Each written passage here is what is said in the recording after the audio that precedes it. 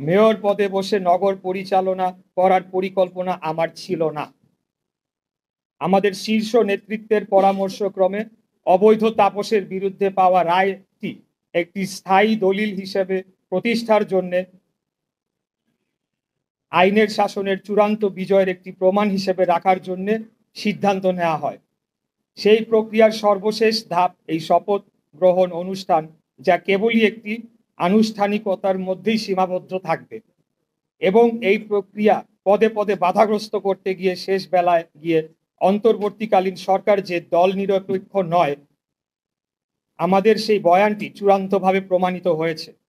পরাজয় ঘটেছে এই সরকারের নিরপেক্ষতার পর্দার পেছনে ঘাপটি মেরে লুকিয়ে থাকা অগণতান্ত্রিক শক্তির। ভেস্তে গিয়েছে জনগণকে ধোঁকা দিয়ে বিনা ভোটে রাষ্ট্র ক্ষমতা দীর্ঘায়িত করার কোনো সম্ভাব্য দেশি বিদেশি চক্রান্ত।